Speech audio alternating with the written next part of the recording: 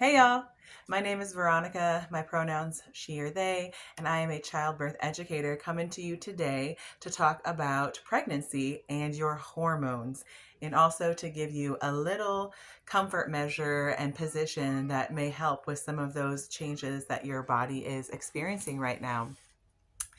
In pregnancy, a lot of things are happening to your body.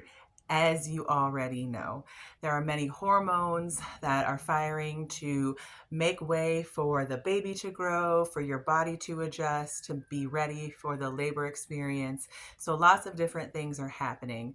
And a lot of times, these things are happening to our bodies, shifts and changes, things feeling more loose, feeling more flexible, feeling more painful, feeling more sensitive, and we don't really know why. A lot of that is because your body is going through major hormonal shifts and changes. And that is explaining a lot of what you might be experiencing. So, let me tell you about some hormones that are increasing in your body and creating these changes. So, the first hormone I want to talk about is relaxin. And that is a hormone that's being released in your body to soften the tissues in your body, which, of course, you need because you need your hips and your waist and your pelvis and your body to be able to shift and make room for this growing human inside your belly. But that also comes sometimes with a lot of maybe hip pain. You wake up in the middle of the night and your hips are just on fire. And that's because there is a hormone that's helping things to relax, but can also create some soreness and discomfort in that area. So I will show you a practice at the end of this video that might help relieve some of that lower back and hip pain as you continue to go through your pregnancy journey. Another hormone I want to tell you about is progesterone, and that is what is helping the baby to grow. It's also maybe making your chest or breast tissue grow, and it's also creating some more elasticity in your connective tissues. So it is a very important hormone that's happening in your body because it is creating the growth in your body that is making way for this baby and for your body to support this baby. So that's another hormone that is creating these changes in your body and your tissues. Of course, there's estrogen. And estrogen is a hormone that does many things. And in the pregnancy process, it is a hormone that allows for the uterus to grow and encourages that growth. It also increases your oxytocin receptors, and oxytocin is the hormone that's going to be helping with the contractions in the labor process. So, very important and very needed, and that is also creating these shifts and changes in your body.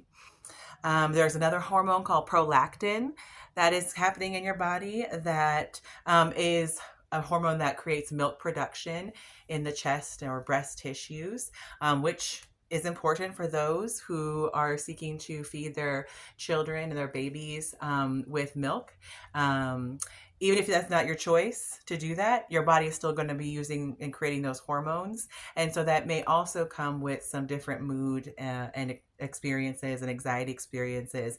That hormone may also create that as well as the milk production. So most hormones are not this one hormone does this one thing. These hormones do many different things at many different moments in our lives. Sometimes they're part of this pregnancy and birth experience. Sometimes they're part of adolescence. Sometimes they're involved in when we are going through different changes and stages of our body throughout our life. So they have many different roles in our lives. And in the labor experience, this is the experience they are creating, as well as some other effects such as mood changes like prolactin. Oxytocin, very important. That is a happy hormone. We love oxytocin. Oxytocin helps create those contractions. Also, it is known as the happy hormone. So, when we're laughing, when we're joyful, when we're experiencing pleasure, even orgasm, we are experiencing an oxytocin response in our bodies, which is a hormone. So, it is very great in the labor experience to create lots of oxytocin, and that is what's creating those contractions and helping that baby arrive. There's a couple others I want to mention before we close out this video. One is the human placental lactogen, which is a hormone that is shifting the metabolism. It's making sure that the baby is also getting nutrition from the food that you are creating. It might also contribute to folks who are having a difficult time with processing and digesting and metabolizing food as it comes into the body, which can sometimes result in gestational diabetes. So we are having these hormonal changes to make sure nutrition and nutrients get to the baby, and it may also be impacting how we are able to process the food in our bodies. So something to be mindful of as you continue in your pregnancy experience. And the final hormone I want to mention is the placental growth factor hormone, which of course is increasing the cardiovascular function of the placenta to the baby, which is where it's the organ making sure the baby gets nutrition and blood flow and all of those good things, which is very important. That may also be contributing to how your own cardiovascular system is functioning, how your own metabolism is functioning, which then can sometimes result in conditions like gestational diabetes or other things. So just important to know there's many different hormonal changes that are having these shifts in the body, both to make way for the baby, to support the labor and the baby arriving, and it's creating other changes in the body as well to be mindful of.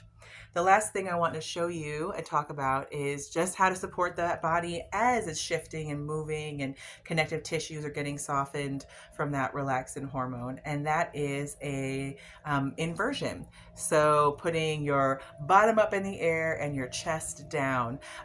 This is really great to create balance in the uterus, to help with better positioning of baby, and also to release some of that pressure on the lower back. Don't do this if you have high blood pressure. It might aggravate your indigestion, and so be really mindful of those things. So I don't want you doing this if you do have high blood pressure or gestational hypertension or any of those things, preeclampsia.